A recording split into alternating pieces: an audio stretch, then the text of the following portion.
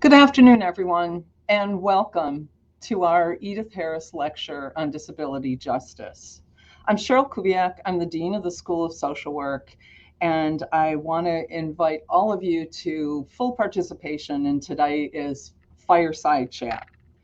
Disability justice is often left out of our discussions on diversity, equity, and inclusion. And we are here today to give witness to the importance of this inclusion. Before we get started, I want to thank our sponsors and go over a few housekeeping items. It's often said that it takes a village, and this event is no exception.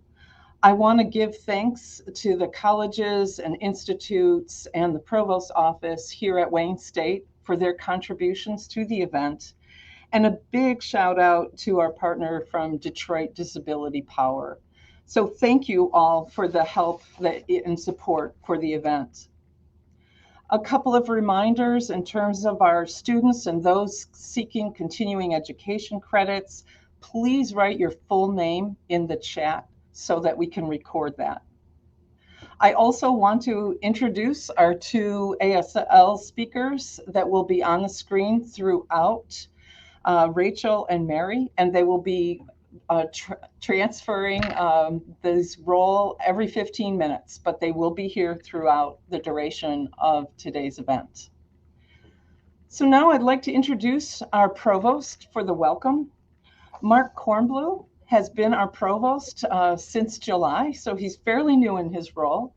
And he is the Senior Vice President for Academic Affairs and a professor. He comes to us from the University of Kentucky, where he was the Dean of the College of Liberal Arts and Sciences. But he's no stranger to Michigan. He was at Michigan State University from 1994 to 2009. He's quite a scholar in his area of history, and I would welcome him to say a few words today. Thanks, Provost. Thank you, Cheryl. So it's a pleasure to welcome everyone here to this event. The Wayne State University is exceptionally proud of our School of Social Work. It's a long-standing history, 86 years of training social workers and supporting social justice in the state of Michigan. And it's just a pleasure to see the commitment of our School of Social Work to disability justice. Events like this one are part of an ongoing effort to help people understand how important disability justice is. So thank you for joining us today. Thank you for supporting the College of Social Work. I hope you enjoyed today's presentation. I'm certainly looking forward to it. Thank you. Thank you, Provost. Now I'd like to introduce the person who's going to introduce our speakers, Susan Duhat. Susan is a woman who has disabilities herself and has been the executive director of the Center for Independence for the Disabled in New York City. Susan has a long history of helping others through her advocacy and grassroots campaigns, legislative initiatives, lawsuits to enforce civil rights in the area of emergency preparedness, transportation access, voting rights, and homelessness. Susan also is no stranger to Detroit. She's got some hometown credibility as the daughter of the former Detroit City Council President, Mary Ann Mahaffey. Susan, we're so honored to have you here today to introduce our panel. Cheryl, thank you. It's such a pleasure to be here with you. I have strong, special feelings about Wayne State University, where my mother was a professor. She was also a longstanding city council member and city council president, and she was the first woman president of the National Association of Social Workers. In these and in all of her roles, she was a progressive advocate for civil rights and social and economic justice, and she was relentless. She believed that injustice anywhere is a threat to justice everywhere. And she would be so excited to hear the dialogue about disability rights and justice taking place today. I have the privilege of introducing someone that I call my friend and someone who is quickly becoming a friend. First, I want to tell you a little about Judy Heumann. Judy, throughout her life, has traveled the world in her motorized wheelchair, has been playing an important role in the development and implementation of major legislation, including the Individuals with Disabilities Education Act, the IDEA, the Rehabilitation Act, Section 504, and the Americans with Disabilities Act, and more recently, the UN Convention on the Rights of Persons with Disabilities. She has had a powerful influence since being a very, very young woman. And she is currently the co-author of Being Human. She is featured and as a star of Crip Camp, which is a disability revolution, which is available for viewing for free on Netflix, YouTube page.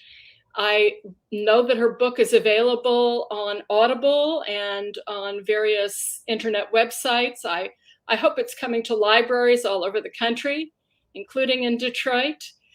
And it's just such a pleasure to see you here with us today. Nice to see you. Second person joining us is Lisa Franklin, who is the CEO and founder of Warriors on Wheels of Metropolitan Detroit.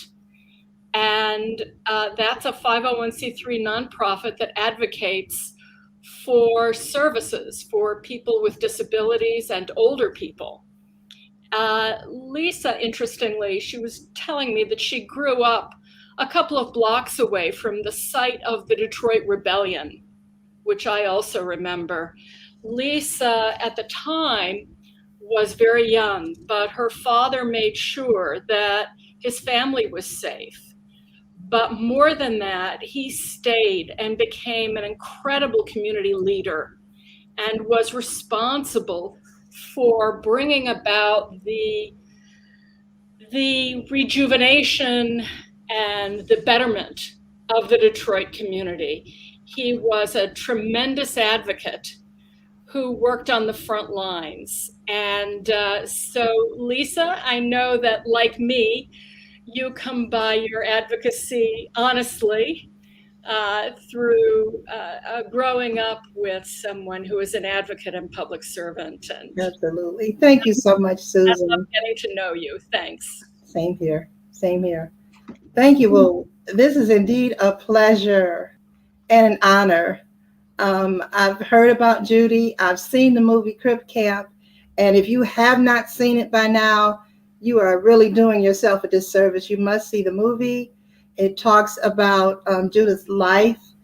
And it also talked about her strong advocacy to get the 504 passed and also the ADA passed. I hope that you would stay with us throughout this discussion and learn more about her and her two books, Being Human, and also for young adults, Rolling Warrior. Judith, how are you today? I'm great, Lisa. Great to be with you. Thank you. And if I could, I just want to say something about Susan. Sorry, you're off camera, but I had the privilege of getting to know Susan over many years when she was the director of the Center for Independence in New York. And I want to say how lucky Detroit is to have her. Susan was my go-to person. I've been living in Washington now since 1993, and I would, a couple times a year, get calls from someone, usually who had a family member in New York.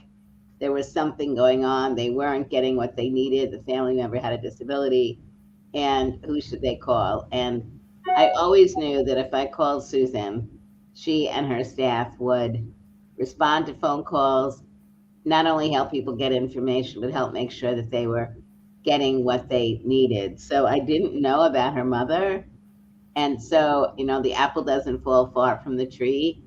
And I think it's really wonderful that I'm sure New York misses you, but it's great that you're in Detroit, being able to really help advance your mother's legacy and continue to do the great work that you have done and will, I know, continue to do. And great that you and Lisa are now getting to know each other more. And Lisa, know that Susan is a great source of thought and influence. Thank you so much. And thank you, Judy. Susan, we need you in Detroit.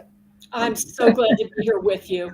I love coming home. Okay, great. Well, we will definitely be in touch after this, but let's get into this discussion. Thank you so much. I have met your mom. I was, when she was over the disability task force for the city of Detroit. Yeah, I went to a few of the meetings before she stepped away. Absolutely. But, yeah, she was a pleasure, and she was a hard worker, and she definitely believed in the people and the people with disabilities. She had a heart for people with disabilities. So we appreciate you and her. I think we all come from strong advocacy backgrounds and people who care about people. And that's such a tremendous advantage in life that we have, that we share. It's important to have the passion. That is for sure. That keeps you going. It does. But okay, well, I want to get into the first of all, the book here.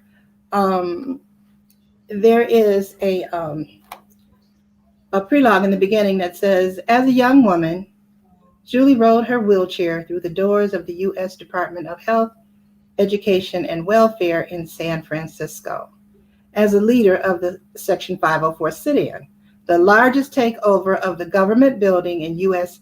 history. Working with a community of over 150 disabled activists and allies, Judy helped to successfully pressure the Carter administration to implement protections for disabled people's rights, sparking a national movement and leading to the creation of the ADA. And so we definitely have a trailblazer with us here today. The Washington Post named you the godmother of the disability movement and that you are a badass.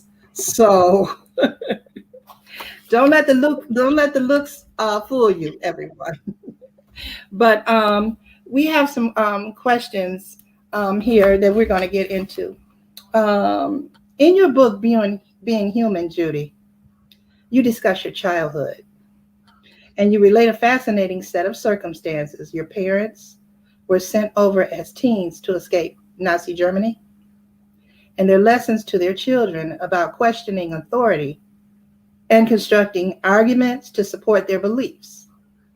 And how influential do you believe your parents were in developing your definitely relentless and tenacity of your advocacy? Well, Lisa, I'm sorry. Lisa, I didn't hear about your mother, but your father certainly sounds like a very strong person who very clearly influenced your life.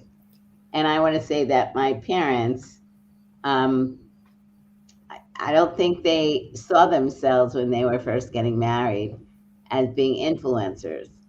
I think they, both were sent over from Germany. My dad had been in the Second World War. My mother was 12 when she came over, had no family that she knew in the States, lived with a distant relative who was much older.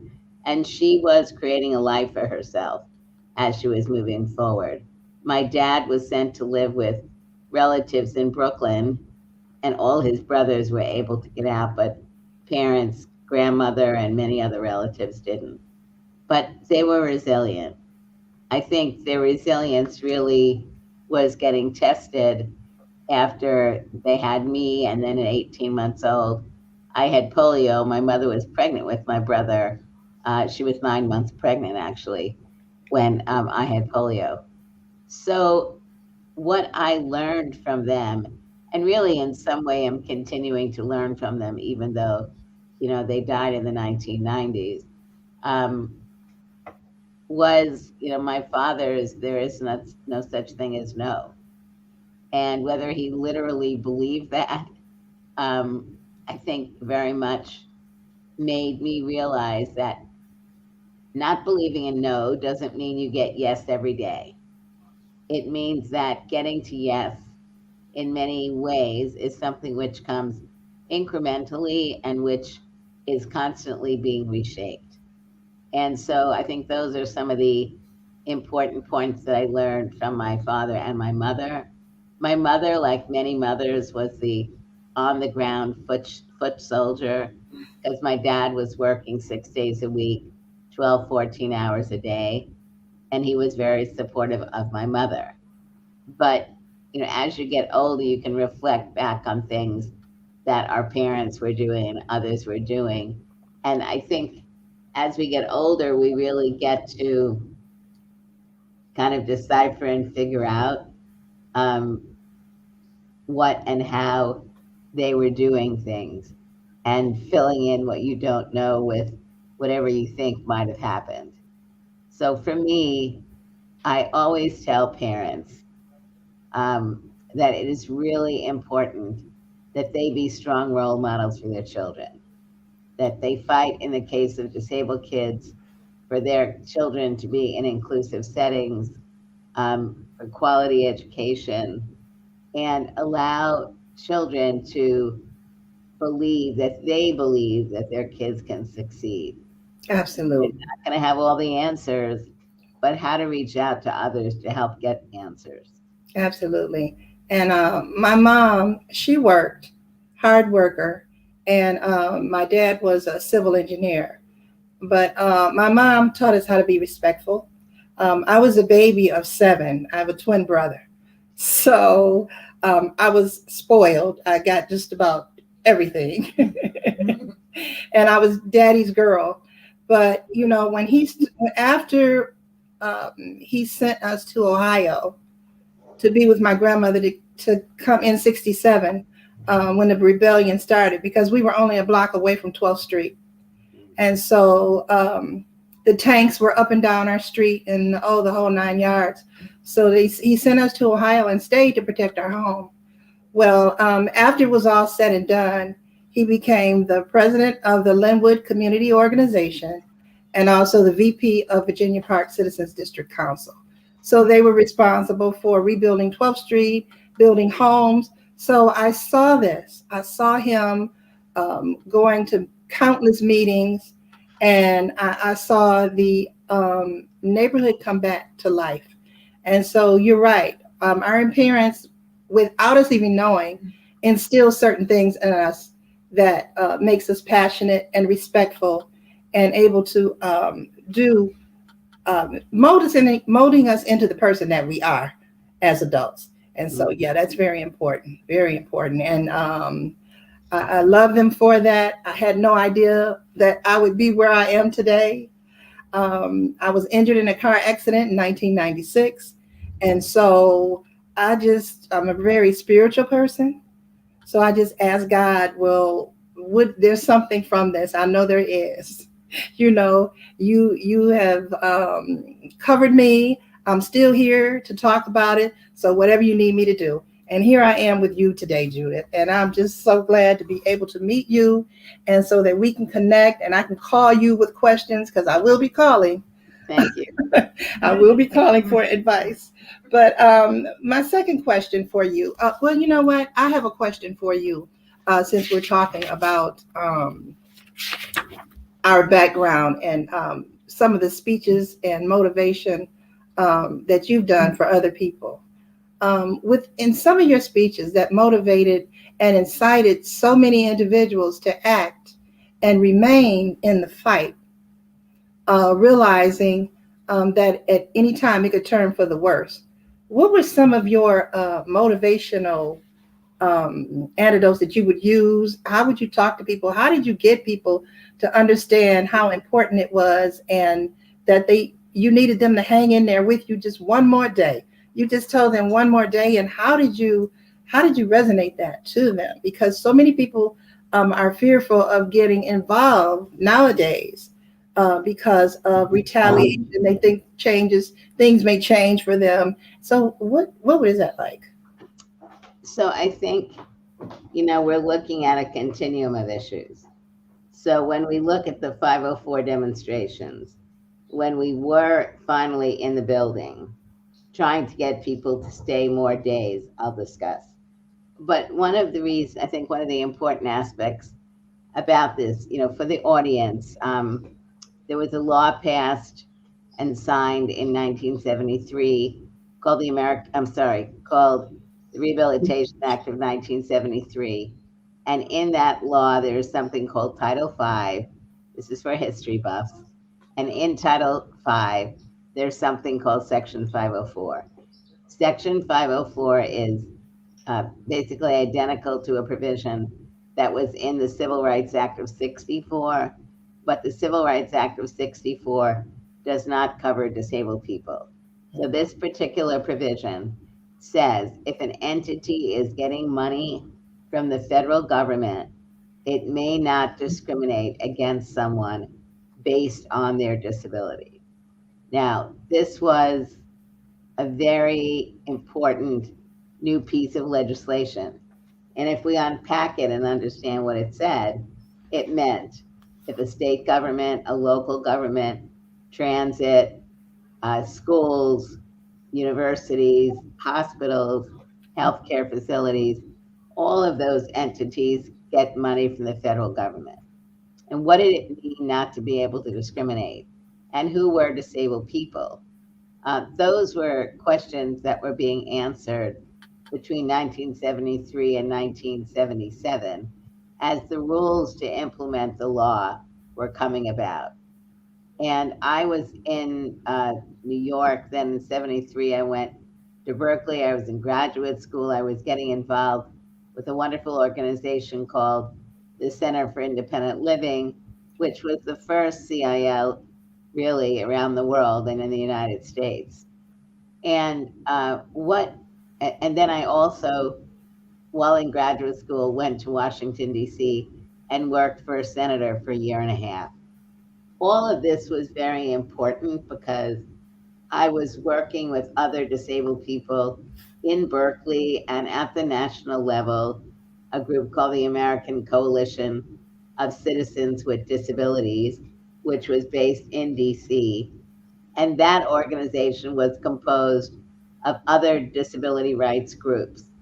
So what you see happening between 73 and 77 is really the growth of a disability movement that was also working not just with a particular group of disabled people, but people with various physical disabilities, developmental disabilities, sensory disabilities, on and on. And it was those of us coming together, really learning our stories as we were working on these regulations, talking more honestly about what kinds of discrimination we were experiencing. Because many people were ashamed of being identified as having a disability, or didn't know whether they had a disability, or were afraid of saying that they had been discriminated against, were afraid or didn't know how to file a complaint with a government agency. All these things which are the same as any other community that is given protections. It's not just that you get the protections and the next day you know what to do. Mhm. So over this period of time between 73 and 77, when this group called the American Coalition of Citizens with Disabilities basically gave an ultimatum to the newly elected President Jimmy Carter, who was a Democrat and had been supported by disabled people around the United States, because he said that he would sign the regulations in the form that they were in when he assumed office. Okay. That Okay. didn't happen. Absolutely, sorry. Yeah. That did not happen. They were not signed. So there were demonstrations around the country. Right. And when these demonstrations occurred and 150 or more people went into the federal building, nobody was prepared to stay overnight. Nobody.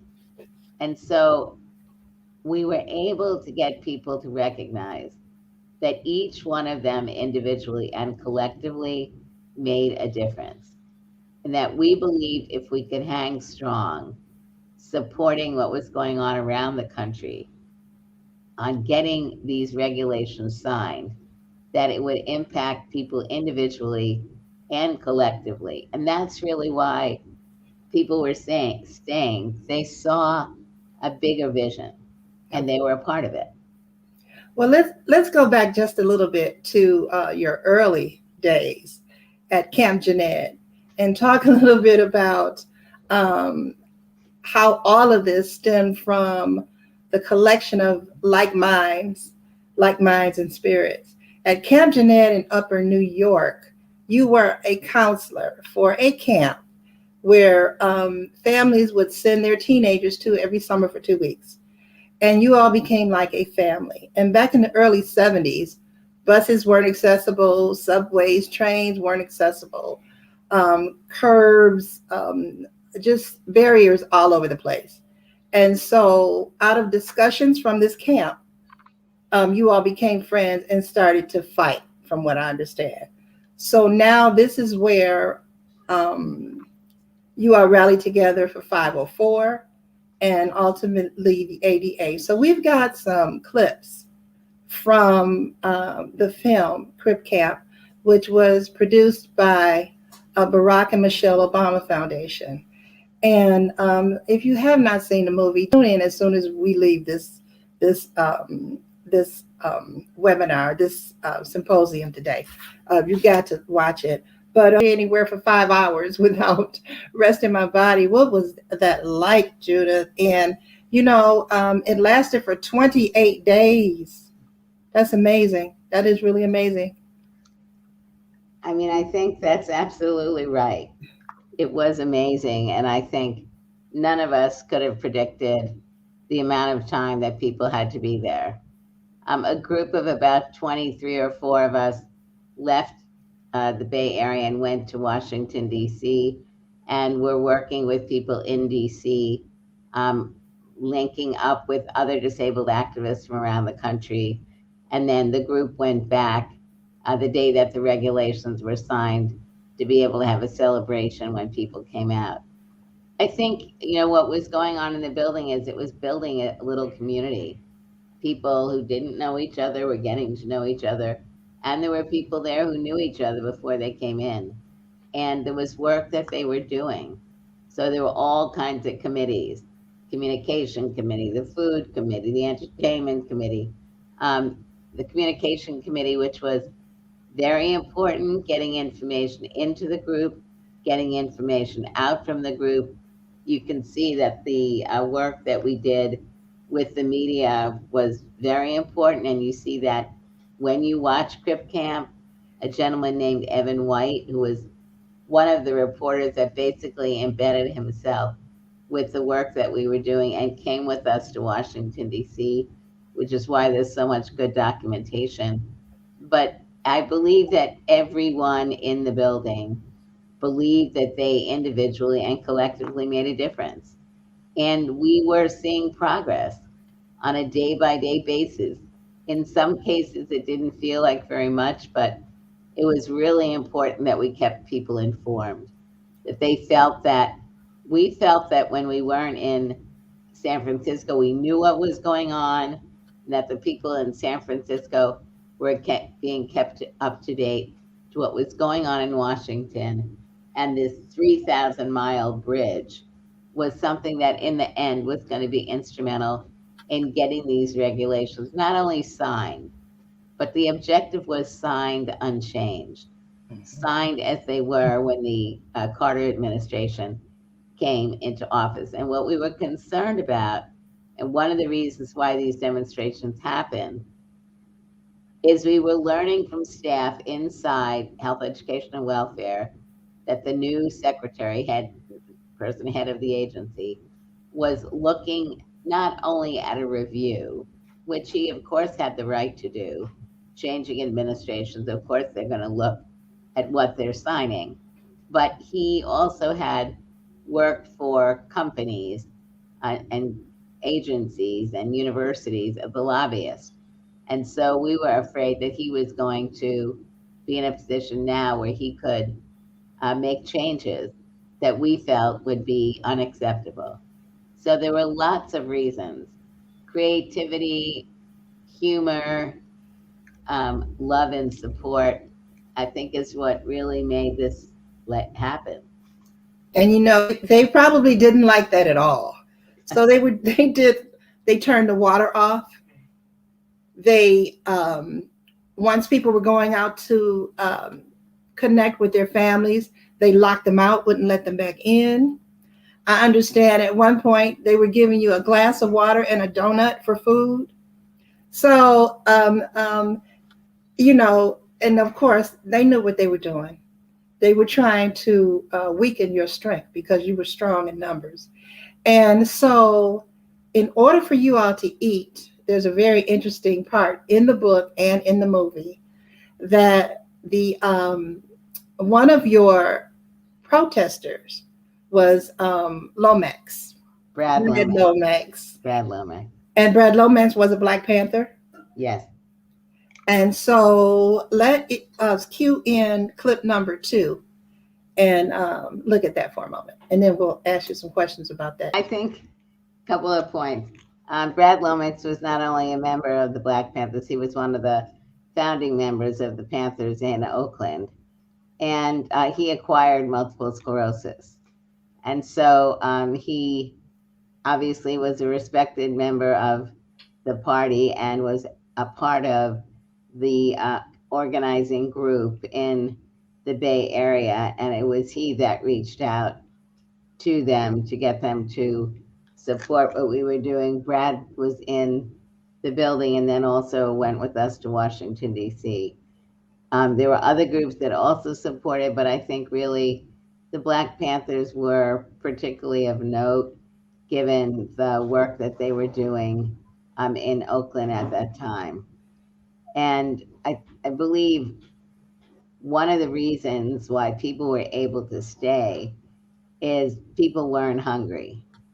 So we were able to be in an environment that was completely not comfortable. We had gotten mattresses sent down by the state government, who sent mattresses for people to sleep on. And the mayor of San Francisco, Moscone, who later was killed at the same time that member Harvey Milk was killed, the first gay man elected to a city council around the country, that he was very supportive of the activities. And although it was a federal building, he basically was not supporting dragging us out of the building. So I think part of the message here is that disabled people in our communities at that time in the Bay Area had also been very active with our local governments. So they knew who many of the people were, and they stayed supportive of what we were trying to do because they knew that what we were trying to do was right.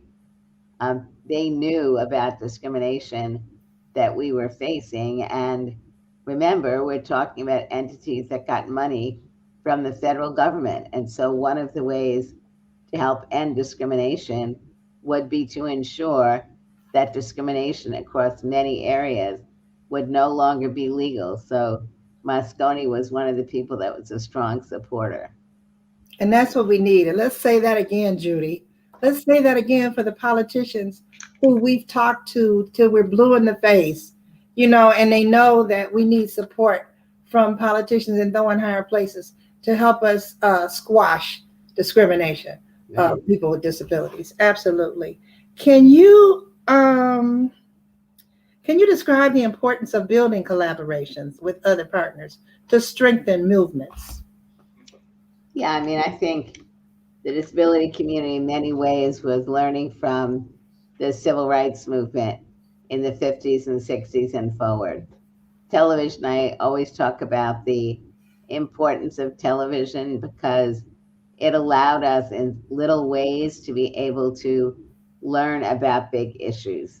We could read the newspapers, look at pictures, but when we were able to also have television that could really show us, what was going on in the South when Rosa Parks was not allowed to sit in the front of the bus, what was going on when Black people were trying to integrate schools and were trying to integrate, five and dime stores. It was very powerful for us to see people who were putting their lives on the line, because their lives were on the line in many ways every day. But being able to see it, I think, really inspired many of us, taught many of us that we had to really believe what we were fighting for. And we had to do it in a way that, in some cases, was risking people's health and lives, which is what Jimmy Lebrecht was saying, the moderator of the film. But it was for a bigger reason. Absolutely. Yes. So when you went to Washington and talked to, was that where Califano is? In Washington? I never met him. Oh, he never came into the room. Until this day, he never, after he signed the regulations, he never convened a group of disabled leaders to come in and talk. He ran out of the room that day. He ran out. We were in California and he was in Washington, but he came into that group, he stood on a table, then he left. And when Evan White was there, when we had come from from California to DC, Evan asked the secretary, why won't he meet with us? And he said he wouldn't meet with us because we had an illegal demonstration. But that being said, he never, when he signed the regulations, never had the decency to invite people in to basically say, now we've signed it, we're here, we're going to work with you on implementation. And he would not have done that, I firmly believe, for any other group. Right. Because the civil rights community was fighting with government all the time, right? And it took a while, but Dr. King and others finally did get into the Kennedys, did get in with the Johnsons to really make them do more things. And it wasn't easy, but in the area of disability, I think it spoke to, and not as much, but still speaks to today, how it's not just politicians, but we can talk about them now, that they don't see the power of our community. And partly it's because we need to show the power of our community more. Absolutely. And I think that's agree. The work that's going on now in many states with suppression of voting rights. Yes. Every disabled person needs to be registered, working, and making it clear to politicians that they will not support them in their reelection or in their initial election if in fact they do not deeply understand who we are and what they need. And I think we're doing it a little bit better, but quite frankly, we're not doing it strong enough. No, and Judy, in the last census count for the city of Detroit, there were 126,000 individuals registered as people with disabilities. So that's powerful. Yes. We can turn an election. And, right here, I just want to interject and suggest that early voting has already started. If you haven't voted yet, please do make a plan to. And you can even register on the same day. We also found out that there were a lot of people with disabilities that weren't even registered to vote. Mm-hmm. So we must exercise that right. Judy, you have served in so many important leadership positions, including as special advisor on international disability rights for the U.S. State Department under President Obama, deputy director for the Center for Independent Living in California, we talked about that, and legislative assistant to the chair of the U.S. Senate Committee on Labor and Public Welfare in 1974. So right now we're going to work in the Clinton administration. And also the Clinton administration. I know that Hillary Clinton, you and her did a lot of work together. And I really want to talk to you more about the treaty and what's happening internationally. It's fascinating woman, everyone. Riveting. I mean, I've seen it 5 or 6 times and it still makes me cry. That was just, and believe it or not, some of that still goes on today. So, Judy, I know this is a broad question, but can you talk about the role of and the need for understanding and using the law and policy to create equity and justice for people with disabilities, as you did in the case of the 504 and many other pieces of legislation? You know, first of all, Lisa, I always have to say that it's not me, it's many people. And I feel that so strongly because there's so many people in every community that make things happen. People play different roles, but one person never makes these changes. And tell me again what the question was. Yeah, but how, no. It's okay. The role of the need for understanding and using the law and policy to create change for people with disabilities, yes.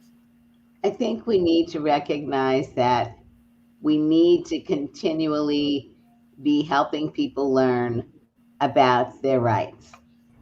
I'm sorry to interrupt everyone, but yeah, the feed our went off. Yes, because Netflix, YouTube has blocked us because we played the Netflix video. Oh my God. So that's that they blocked us because it was copyright, whatever. But we can start to. I'm going to let them know we're going to start a different stream. So I'm going to give you a different link, and we're going to start it again. We're going to start. Where are you going? Turn it around. Let's see. My friend said it's back. Wait, I don't see it. Oh, okay. Actually, you okay, Judy? I'm fine. Yeah. Okay. You may have to ask me the question again. Okay, I think they let us back in. I see it on this computer. Look, Marguerite.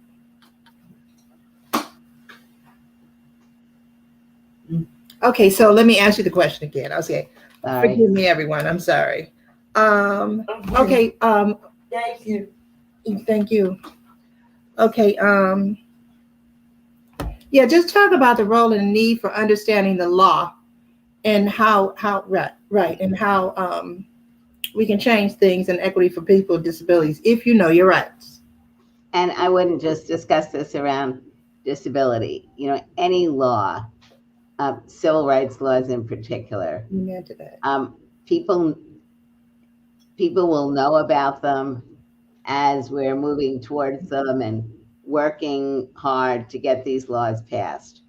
And then for a period of time, as the laws are beginning to be implemented.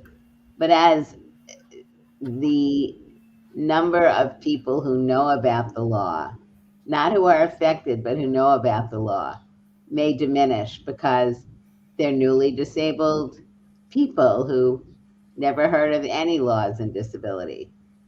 We need to, on a regular basis, make sure that in the area of disability or other rights movements, people not only understand that there is, for example, a Civil Rights Act, an Americans with Disabilities Act, and a Section 504, and many others, but they need to substantively know, what do these laws mean? What do they do? What is discrimination?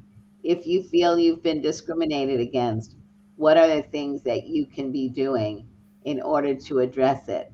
So regular education is very important. Now, we have in the US what's called the ADA Regional Technical Assistance Centers. I think they're very important. But again, you need to know about them. They do some outreach. But what I would really like is if we had technical assistance similar to what went on after 504 regulations were signed and after the Americans with Disabilities Act was signed into law. There were trainings that went on for 5 years all across the country to allow people, a certain number of people in each region, to learn about not only what the laws were, but what they weren't, how to file a complaint, how to negotiate, how to work with people at the local level to bring about change.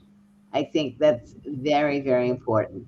Lawyers and advocates need to learn about what the ADA is and what 504 is and other laws. So that's imperative. I also feel that it's very important that as we are moving forward, that all of the groups of people who've been discriminated based on race, religion, disability, gender, etc., we need to be working more closely together. Absolutely. Because disabled people come from all these communities.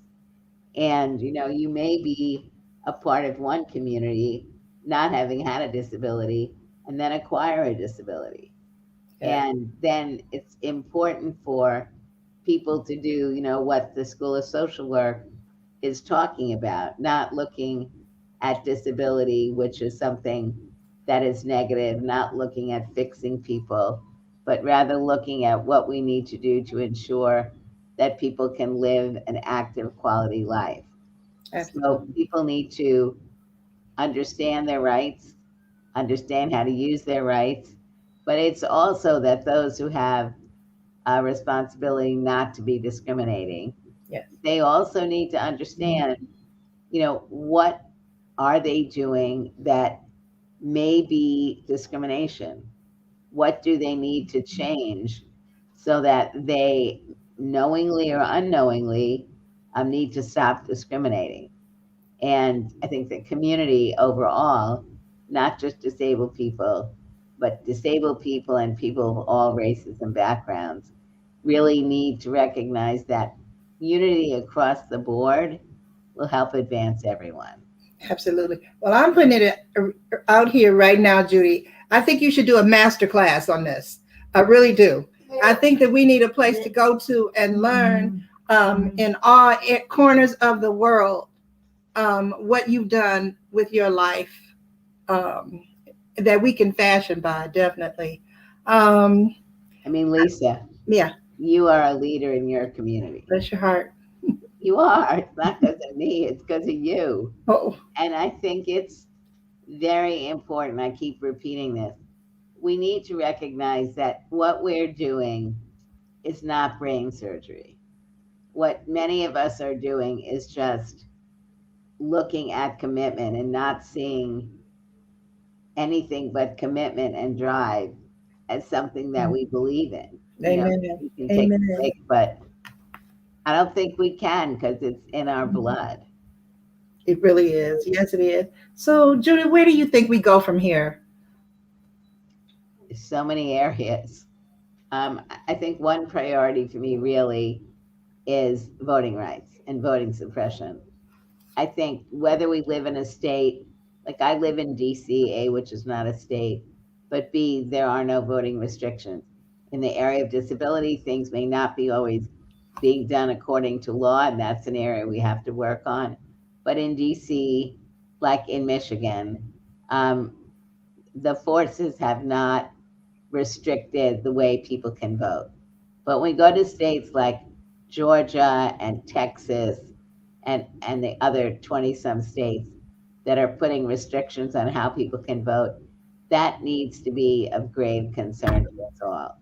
So it's not only registering disabled people to vote, it's also making sure that we understand what these restrictions are going to mean and that we hold our elected representatives accountable. Absolutely.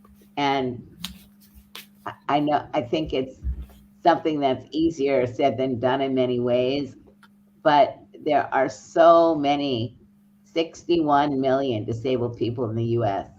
And obviously, we're not all the same political persuasions. But I do hope and believe that the vast majority of people believe that we should have a right to vote.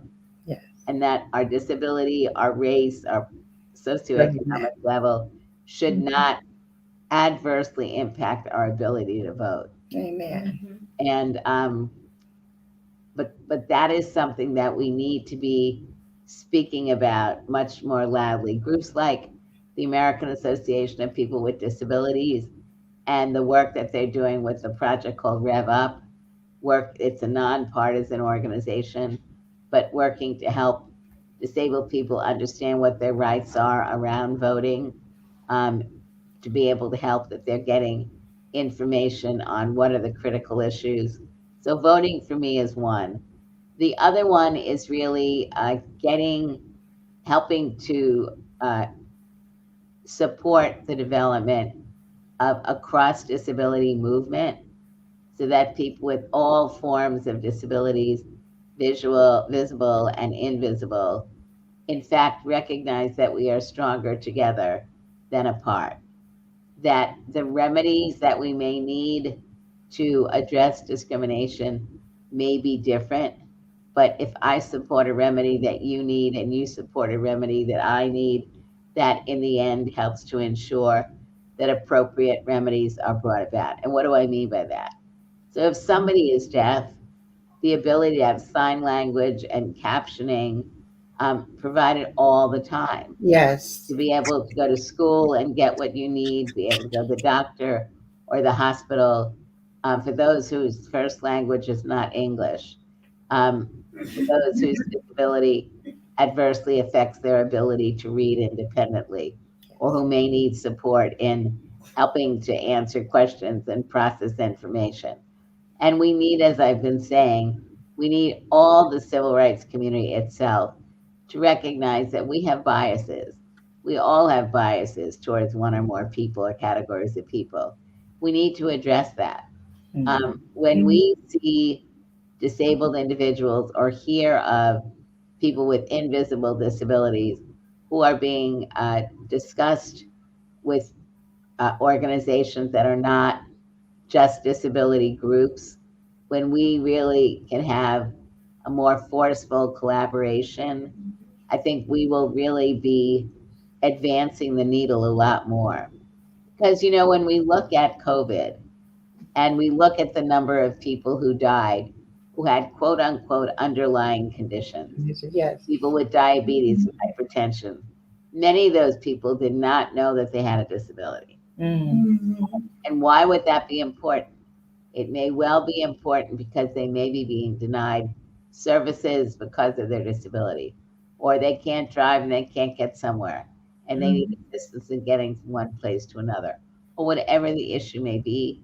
But we have to stop talking about things like underlying conditions. Yeah. Diabetes is not an underlying condition. It is a disability. Okay. Hypertension is a disability. Depression is a disability. You know, on and on. So we as disabled people need to keep encouraging others that they need to proudly identify as being a Black disabled woman, Yes. blah, blah, blah, whatever.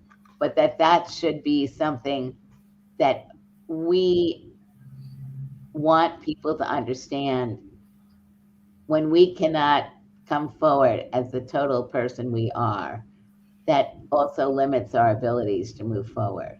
Yes. We need to be able to bring our whole self forward. You know, I want somebody to understand that I'm using a wheelchair.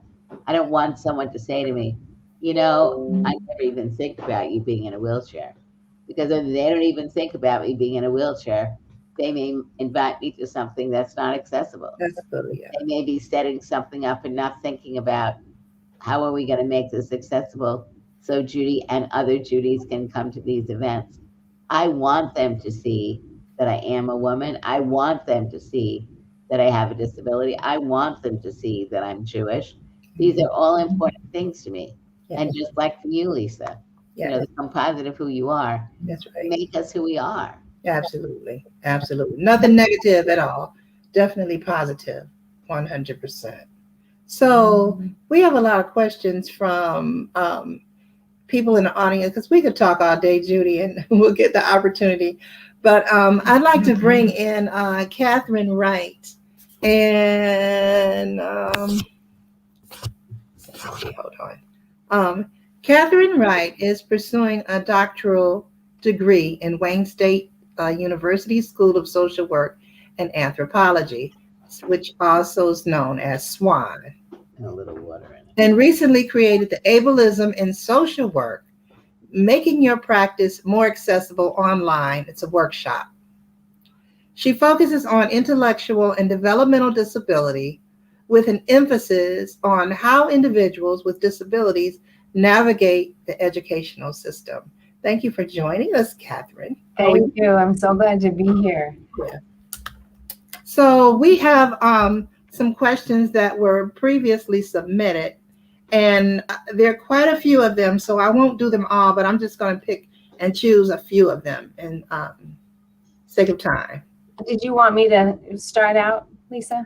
You can, since you're getting them from the audience that we have here today. Yes. Yeah, there's it's sort of a group of questions that I think are interesting to talk about together, and it's kind of about allyship.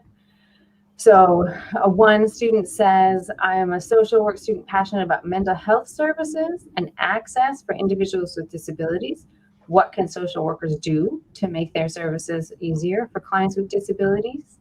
Another person says, I'm a speech therapist in Detroit. I'm wondering if you can reflect on some things therapists do that are helpful or harmful. And the third in that area is sort of, what's one piece of advice you would give to allies in supporting disability justice?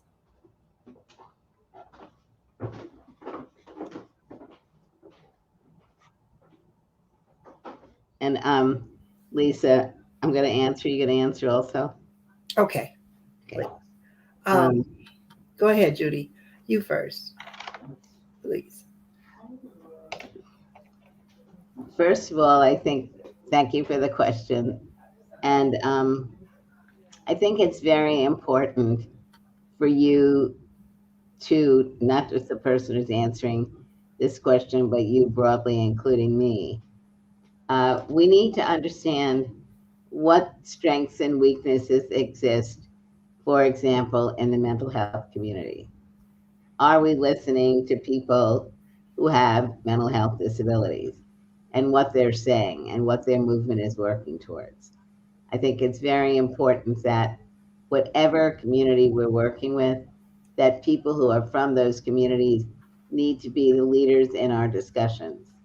And we need to understand that not everybody will always agree, but you need to understand the perspectives of disabled people with mental health disabilities, with developmental disabilities, whatever the disability may be. And then I think in being an ally, it means that you need to help people advance positions that may not be the most acceptable. People from the psychiatric disability community who themselves have mental health disabilities and have experienced many atrocities and many harmful things need to be listened to. We need to be looking at alternative ways of working with people, the traditional ways that many people with a particular disability don't agree with. And that's how you become an ally.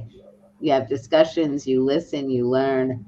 I'm not saying you accept everything that people say if you don't agree with it, but I think we really need to, in a much deeper way, be respectful for the people that we're theoretically helping.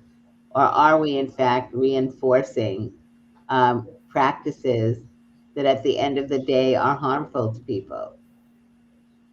Speech therapy is the same. And let me just say, my undergraduate degree was in speech and theater with a concentration on speech therapy.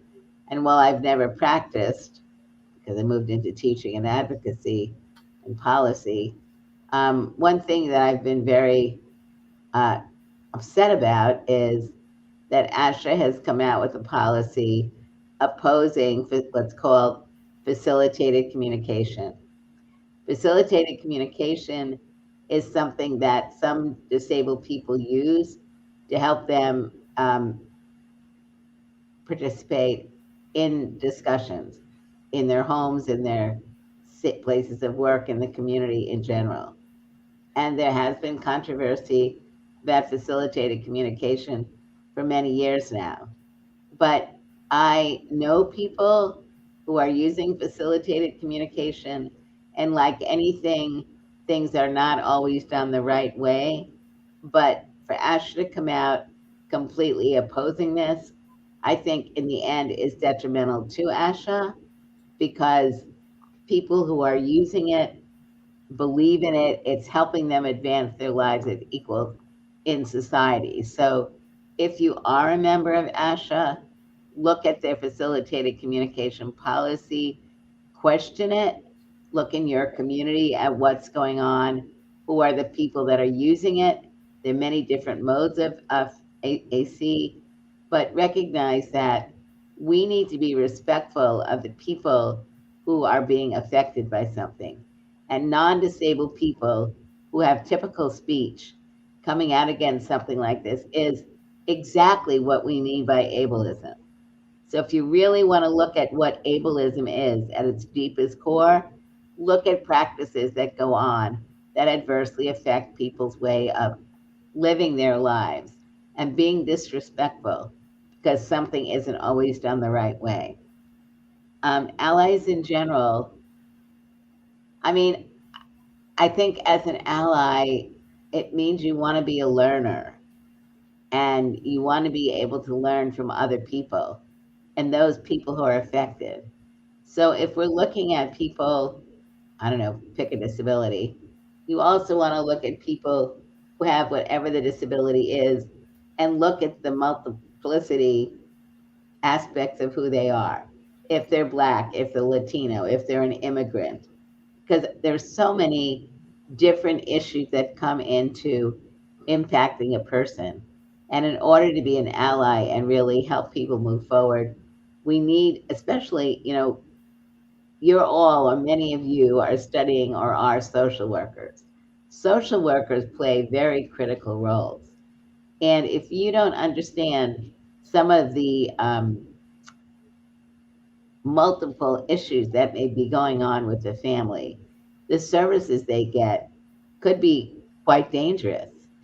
And so we need, as social workers, as advocates in whatever area, we really need to take the time to learn. And we really need to question what we are learning in school. What are we reading? What are we studying? But who are the people that we're meeting who come from these different communities? What do they think about the work that we're doing? What changes would they like us to be making in the work that we do on a regular basis on a volunteer or paid level? So that's what I think really we're looking, universities to me are very critical. I believe in them a lot. I believe that disability studies is something which needs to be occurring on all college campuses.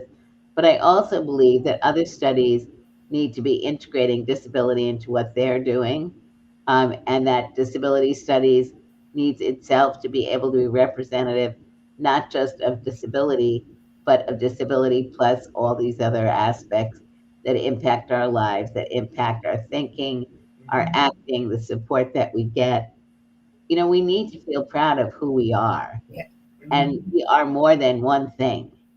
And social workers, I think, are really in a unique position to really advance that and to be able to say when you know something and when you don't know something, and to be able to look at other people who can help you do a better job. Yes. And, I agree with that 100%. In a lot of ways, as an advocate, we are social workers. When you have an organization of people with disabilities, that's exactly what you are. When you support one another, when you listen to one another, when you have a shoulder to cry on. So mental health is very important. And I think that the resources need to be there. I think that recreationally, because there's different levels of mental health, of course, so I think that just being able to socialize, get to know one another, find out where a person is just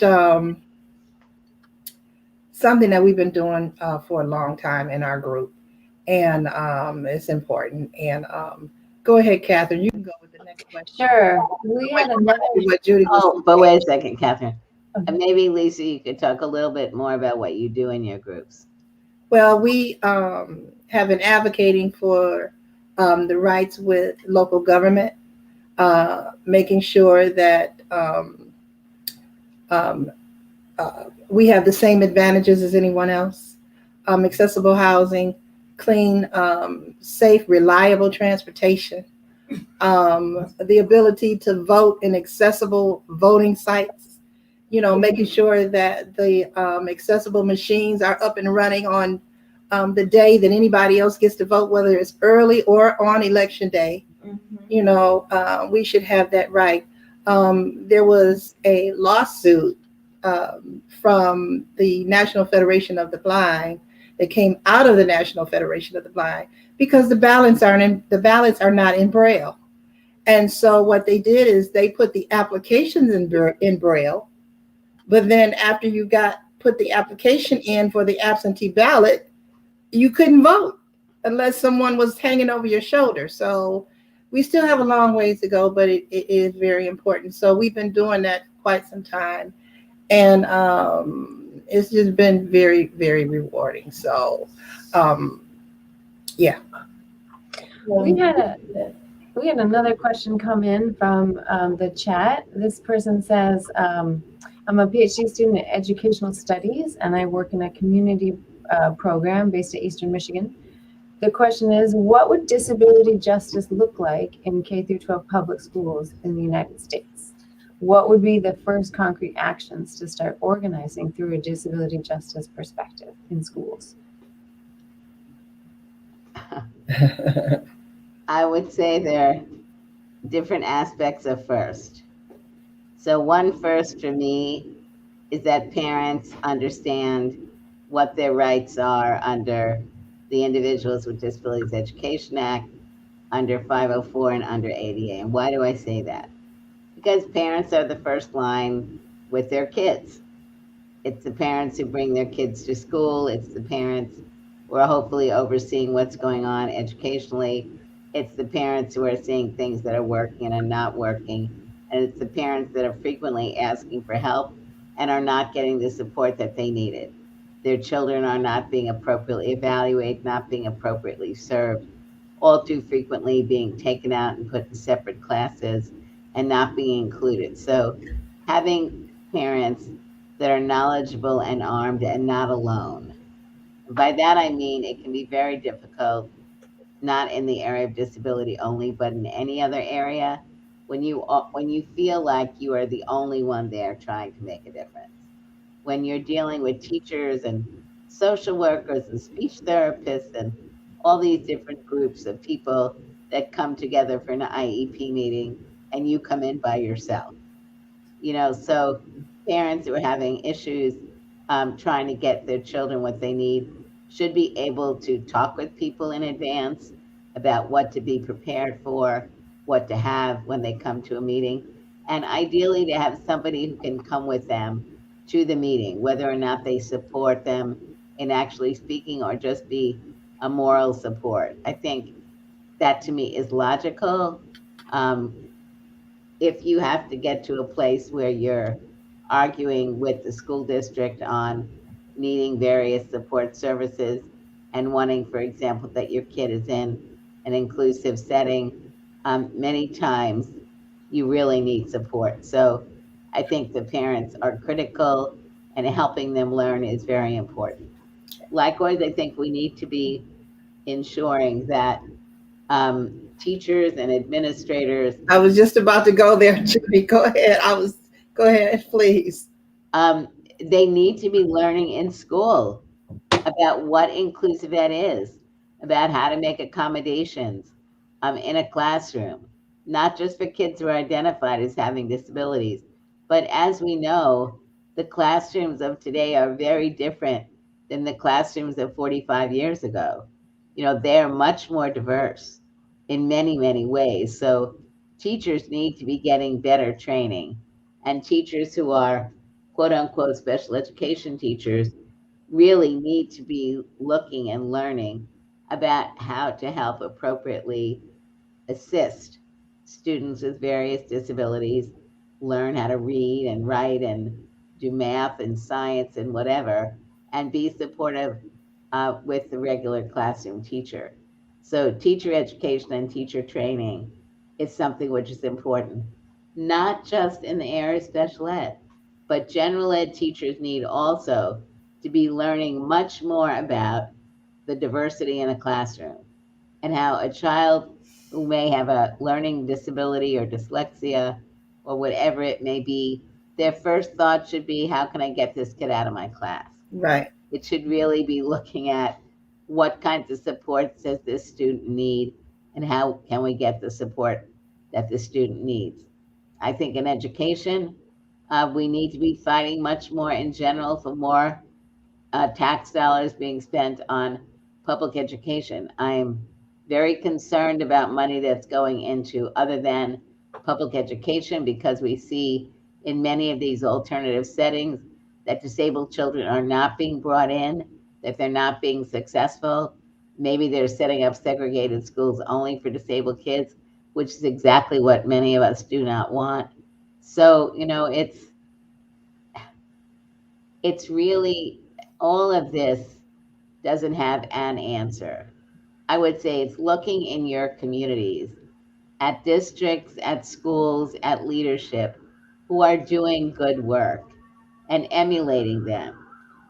When I worked in the Clinton administration, I was an assistant secretary in education, and one of the areas I had responsibility over with the director of the Office of Special Ed Programs was special education.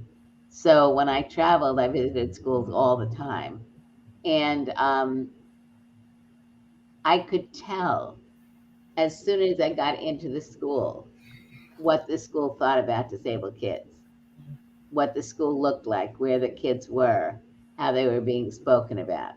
There were some schools you went in and you knew right away that you had leadership there that was not only supporting education of disabled kids, but really took their responsibility on very seriously for education of all kids.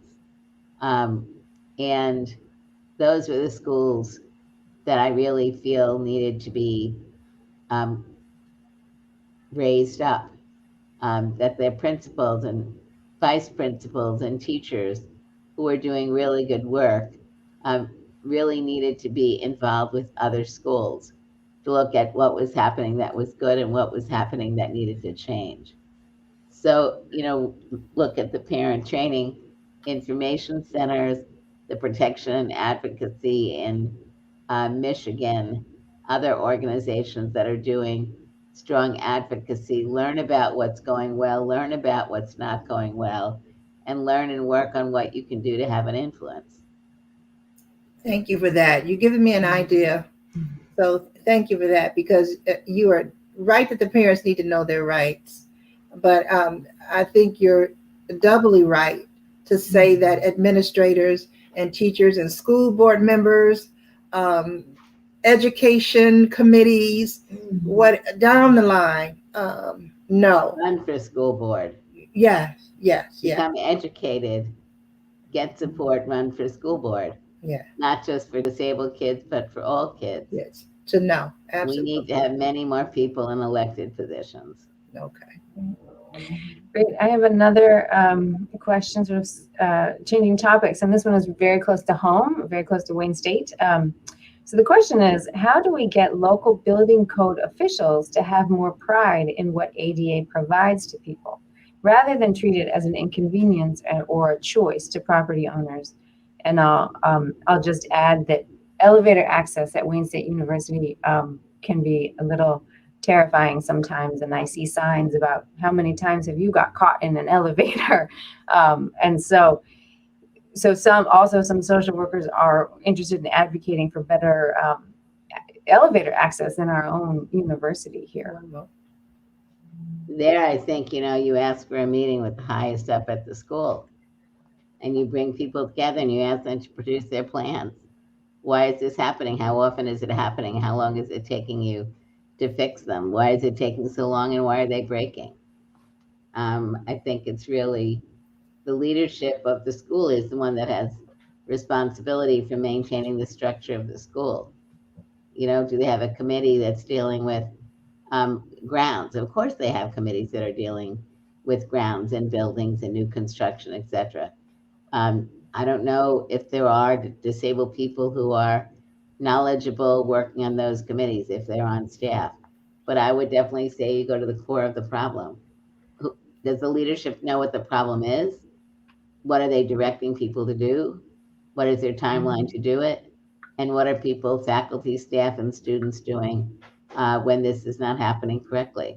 It needs to go beyond just complaining that it's been an inconvenience. If it's a repeated inconvenience that people feel is not being dealt with, then people need to make it be dealt with. It's not an issue as to whether or not you want to do your job. You're paid for doing your job. Yes. I have a question here about disabilities and dating. I don't have to That do was that. interesting. I'm very happy about that. I'm married. Oh, Yeah. good. I'll look backwards. Think back in your day, right? Yeah. Yeah. I think that a lot of people have a misconception that people with disabilities can be in relationships. And I know quite a few people that are very happy in relationship. There was a couple in the movie Crip Camp. Neil and Denise. Yes, that had a relationship and were very happy for many years. So I say test the water, know yourself, and there's definitely someone for everyone.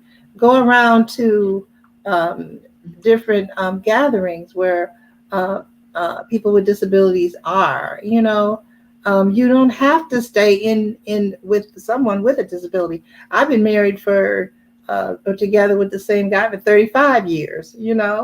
And we were together before my accident, but we're still together, after our accident. And he better not turn his head too long, So I'm married. I hope he's not anywhere looking at it right now. I'm married 29 years, and my husband does have a disability. And I've told him if I find him ever messing around, he goes home in a Jewish coffin back to Mexico. And Right. you can say that because you trust them. That's But right. on a serious note, I think, dating can be an issue because if people look at us as not being equal, they may not be thinking about us as someone they want to ask out. So I think it's really as we change the way people view disabled people and where people can really look at, well, what is the kind of person I'm interested in going out with? What are the values that I want them to hold? And not rule people out because they may have one or more types of disabilities that, they have a bias against. But I think it's a little better than it was before. But I still think that we haven't made the pivotal changes that we need to make so that when looking at dating as an example, I think all too frequently we're not looking at each other the same way we would be looking at each other if we knew that someone didn't have a disability.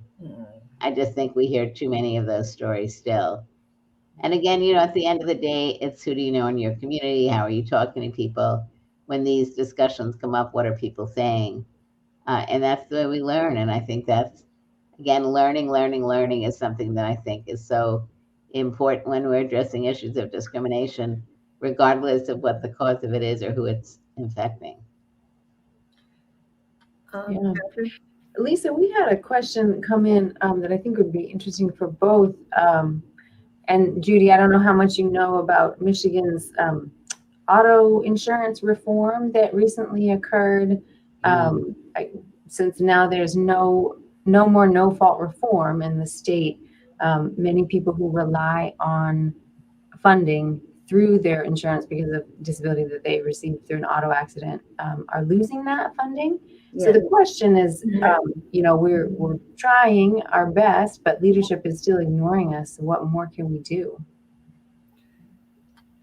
Well, I can tell you that there are several groups around the state that are rallying around that.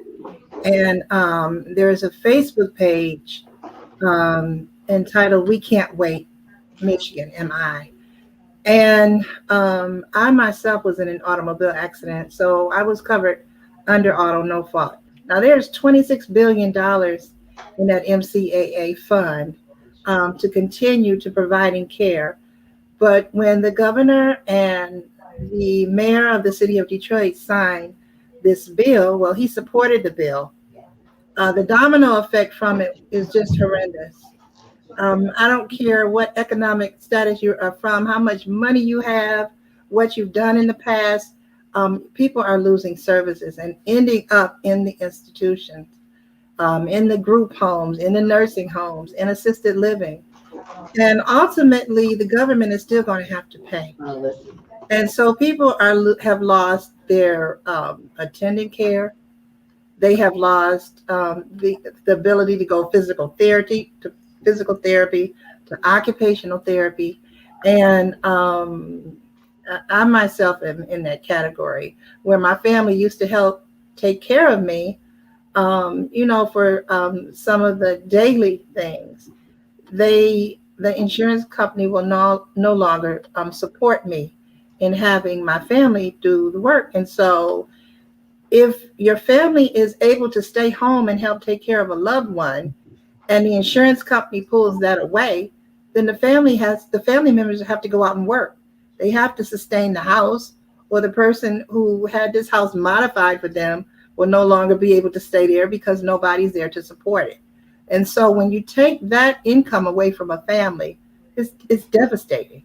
And so it puts so many people in harm's way that it's unreal. And I just can't believe that the legislators don't understand and don't want to understand what's happening in the state of Michigan with people covered under auto no fault. In just in Detroit alone, the 126,000 that I mentioned earlier, half of them are auto no fault.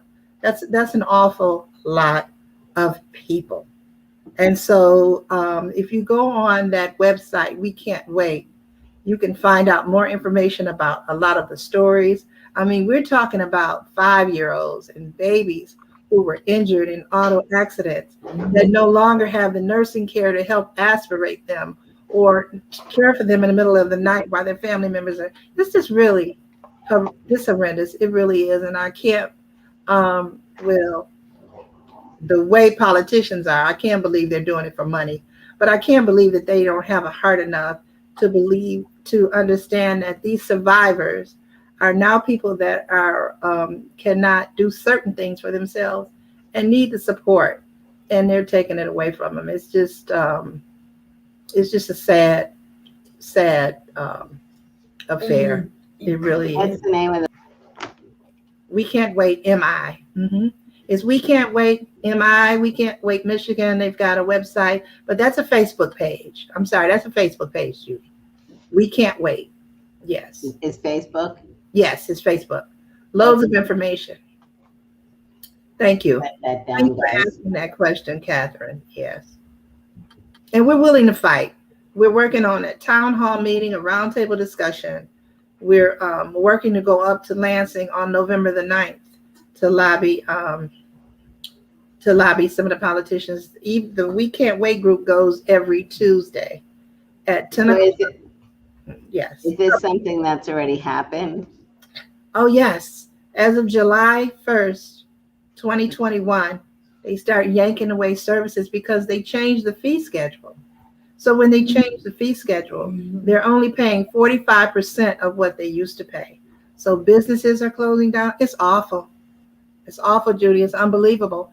Businesses are shutting down. People are losing their support, and they're pushing people into institutions. It's awful.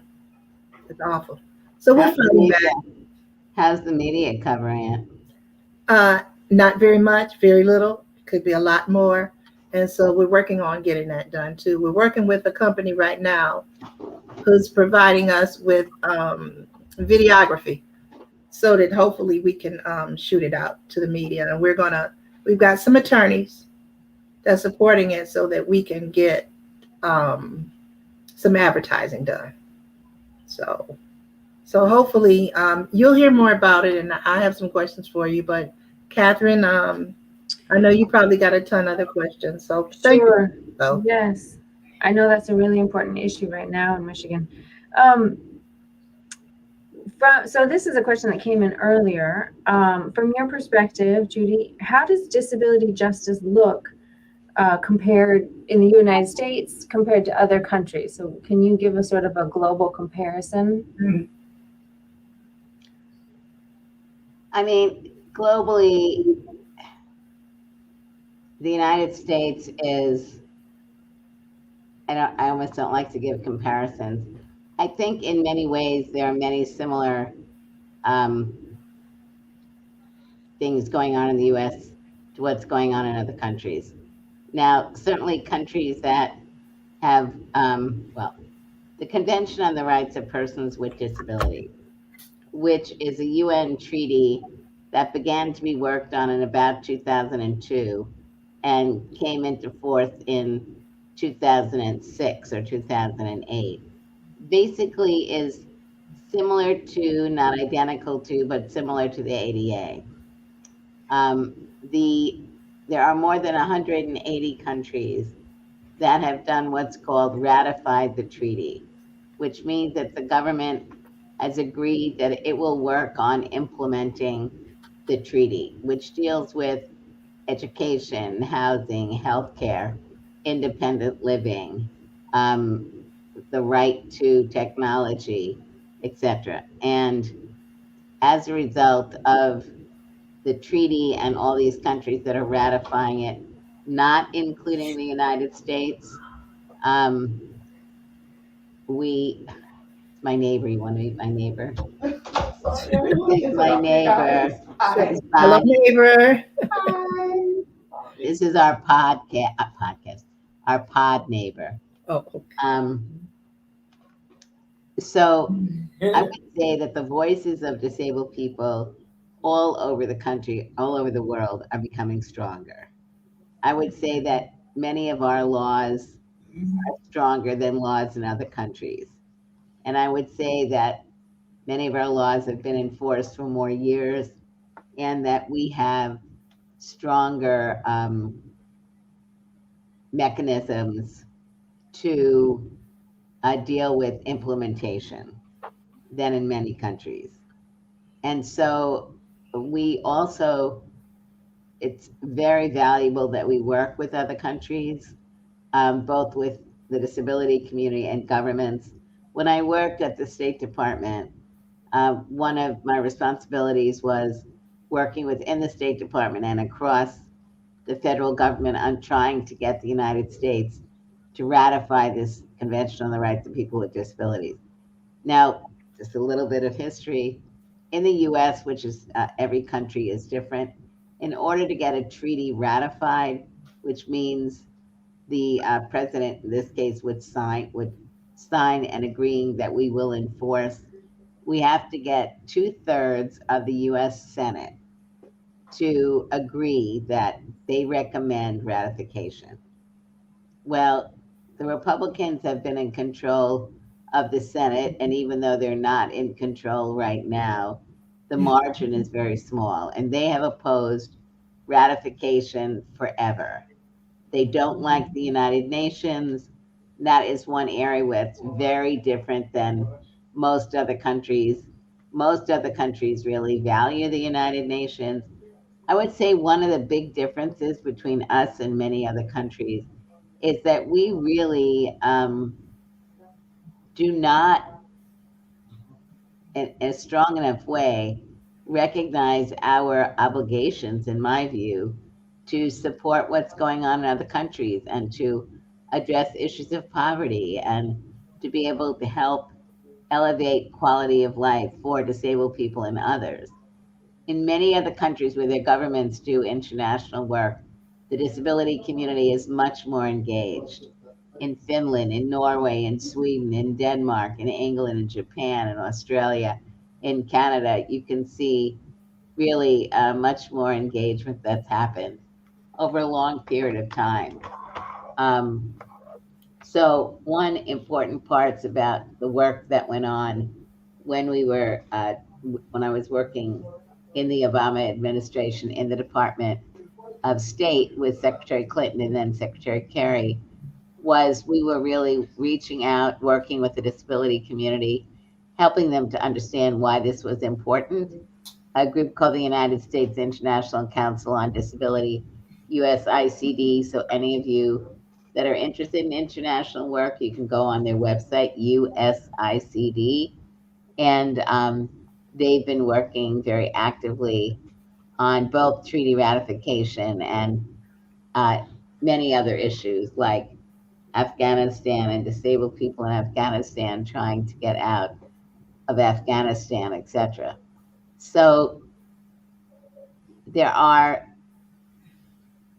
efforts that have been going on to work with countries around the world to help advance the rights of disabled people in other countries. The State Department and USAID in the United States have really been, over the years, doing more and more work in this area, but we're not where we need to be yet at all. And I guess one other thing that's interesting, so you look at our laws like on education, ADA, 504, they're definitely stronger than I think any other laws around the world. But when you look at things like universal health care, you know, what do we talk about universal health care? Socialists, communists, terrible, bad, bad, bad. People in other countries have no idea what we are talking about. They look at us and they, like my friend's father, and she's a US citizen. She worked with me at the State Department now at USAID. Her father was a British citizen. He was in the hospital in and out for a couple of years. They never had a bill. Right. They had nurses and doctors come visit at home. He was in and out of the hospital. They never got a bill.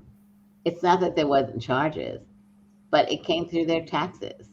My cousin went to Canada to go to school at the university. You know, you get a card.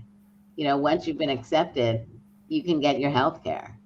We don't understand it, or we believe lies that are being told that, oh no, there are all these terrible waiting lists in these other countries. We have waiting lists all the time here. Mm-hmm. And we have lists that don't even allow you in if you don't have the money to pay. That's right. You know, and so for me, that's what's always been interesting about learning about what's going on in other countries. How we have some things that they don't have, and some things that we desperately need and desperately want, but have a citizenry that is just, we have not informed people enough about what life is like in other countries that do have nationalized health care, as an example. Cuba.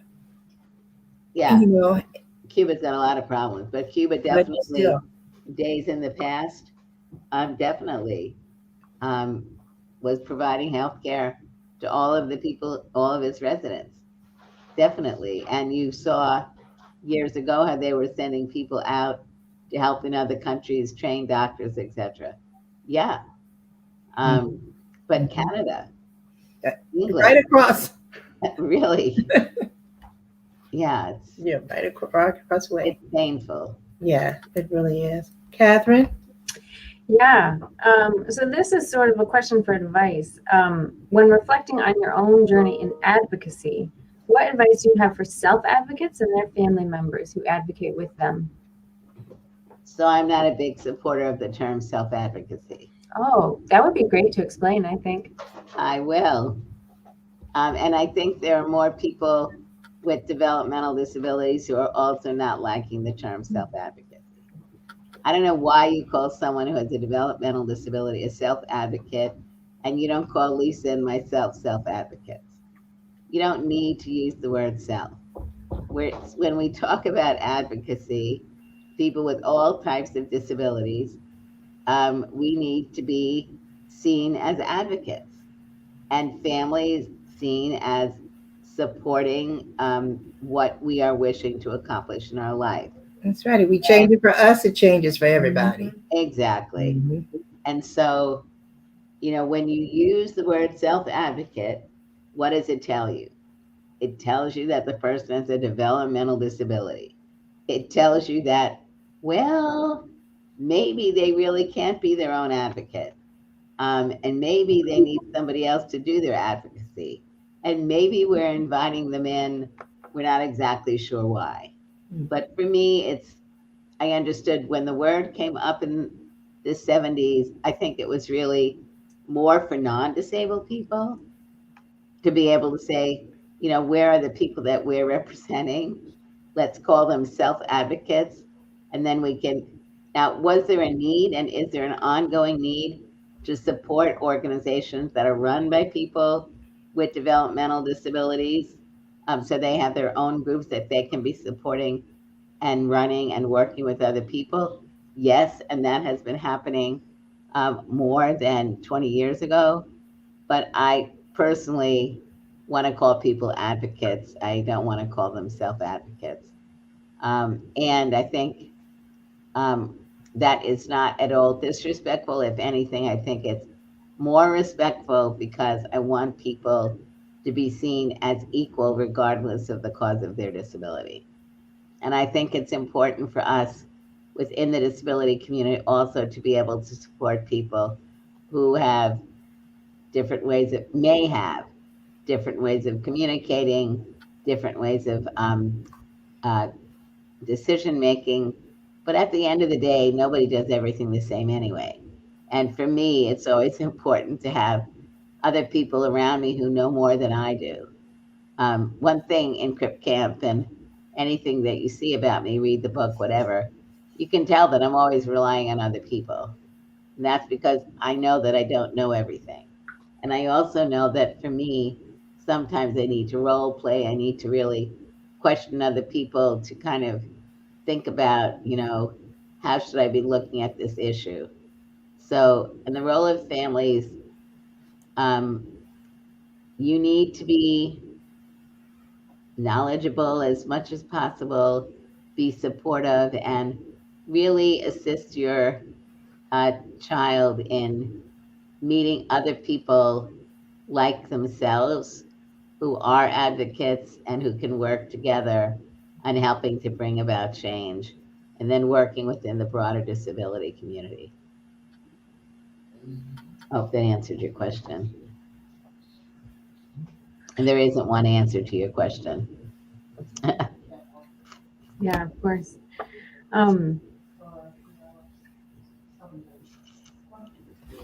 So I guess we have questions. I think people are inspired by your story and wondering, you know, how you got it done. So questions like, what event or events motivated you to advocate for disability rights? What is one of the most important lessons you've learned through your life so far? I guess I'll leave it at those two. There may be follow-ups. I became an advocate because I wasn't happy with what was happening in my life. I became an advocate because my parents were advocates, because they learned to become advocates because they were not happy with what they thought might happen to my life. And I became an advocate because as I met other disabled people, I realized that we all weren't happy with what was happening and that we needed to come together and create a vision and a pathway. And we needed to really learn how to work together, trust each other, and collaborate. That's right. And advocacy for me has always been more than me. You know, it's been us. That's right.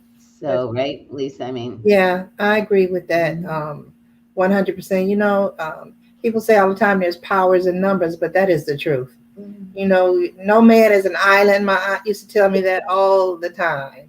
And you can't know everything. You can't do anything. But of course, there has to be somebody to take the charge. But you can't do it alone. So I agree. And the last question was what, Catherine? What is one of the most important lessons you've learned throughout your life so far, either about yourself or about the world? The world is changing. I need to change with it. We need to continue to expand our circle. We need to be intergenerational because, for example, you know, technology, which is something that kids grow up with today, is not what my generation grew up with. So I'm always needing to be learning. You know, what is Twitter? What is Facebook? What is Instagram? Oh no, this isn't in anymore. That's in now. I never heard of it. So it's like really learning, and language and everything is always changing.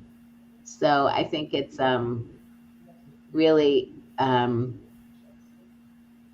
being able to be appropriately flexible and try to bring as many people as possible along as change agents. Yeah. And also, I'm sorry, this one other point, and that is that I really feel very strongly that people need to tell their stories. Mhm. They need to know their stories. And that's why, you know, the book came about because people kept asking me, would I write a book? And I never felt I could write one on my own. And then people approached me and said they would help me. So they helped me find an agent and Kristen Joyner to work with me on writing the book. And for me, it's telling your story in a way that other people can relate to, can learn from. And it wasn't written with an eye of only a book that disabled people would want to read, but a book that other people could learn from, but that disabled people in particular would resonate to. And I think the most important lesson for me was that people are people, heart and soul. Never looked at the outer exterior of anyone. And then you learn to communicate. You learn to stop and listen, and to understand and to communicate. And that has been the most important lesson to me. Is you don't look at an outer as a person exterior. You look into their interior. Excuse me for digressing. We were ordering dinner. Oh, please share. Thank you. Did you have more questions, Catherine? Because I know we don't have much time. We got about 10 minutes, which is a lot more than. So I've got one here that looks good. Empowering others is so important, of course. I don't believe you empower others. Okay. I believe that you can. Nobody empowered you. Okay. You were already empowered and you were seeking knowledge, right? What more could you do? What did you need to learn? I believe that we can support people, we can encourage people, we can allow people to see that we all have power within ourselves. All right. And I think that's that. very important. It's really helping people find within themselves what they have and helping to support it, to grow it. Amen. And, you know, and people will present it in different ways, which is why I think working together is so important, because we each are stronger and weaker in certain areas. And when we're trying to make bigger change, we need people who fulfill different roles. Yes, yes. I had a few questions here talking about employment in the city of Detroit and different supports in the city of Detroit. So I think that it would be a good time to talk about the Office of Disability Affairs within city government. They just opened up in February of this year. So it's within the CREO department, which is Civil Rights and Inclusion Opportunity. So if anyone, you know, in the audience would like to find out information about accessible housing, about any employment opportunities, understand that they're working on job fairs, you can contact the office within city government on Jefferson and Woodward, and to get more information.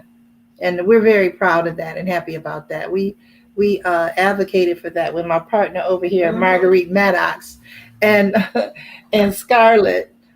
She's gonna pick her head in too. Yeah, Scarlett. She's got a service dog. Hey, Scarlett. who are you? Who is the person behind you? That's Marguerite Maddox. Hi, Marguerite. How are you? We good. Good. Thank you. Yeah, that's my buddy. She's on the board too, and we've tag team and fought for the entire 12 years that we've been together. So, yeah. So, okay, Catherine. I'm sorry. Oh. No, that was a great thing to bring up. And I guess we may be able to end on one question. This is from a student asking about how to advocate for better mental health understanding.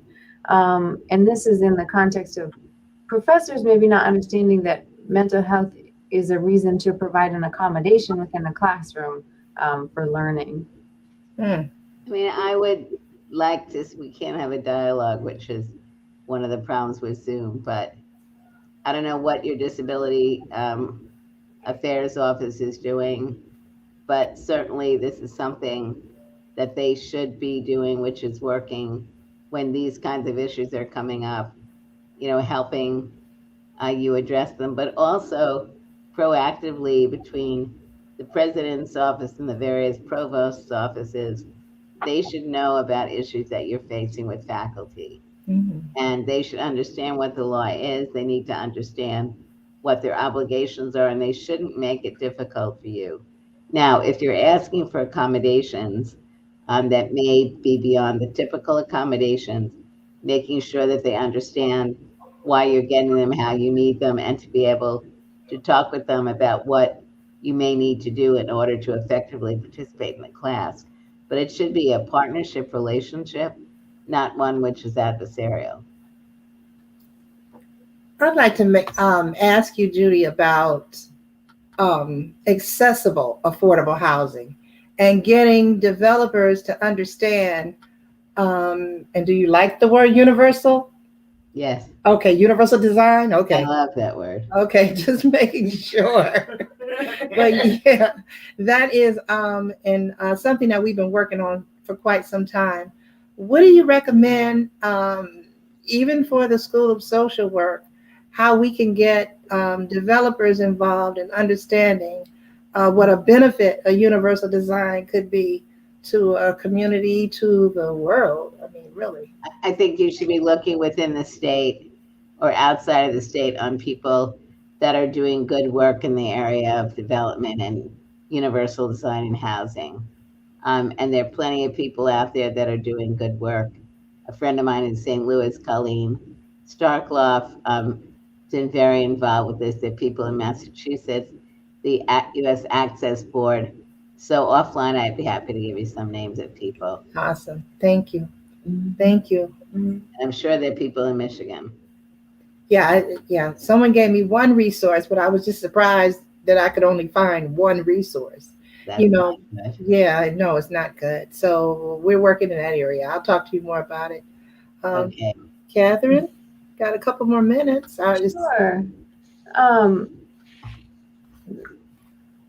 So this question is, can you share some thinking on the importance of inclusion and interdependence as fundamental to our entire culture? As what? As fundamental to our culture. Yeah, I mean, belonging is very important. Inclusion is, I think, something we are looking to have because we want to be seen as valuable members of our community.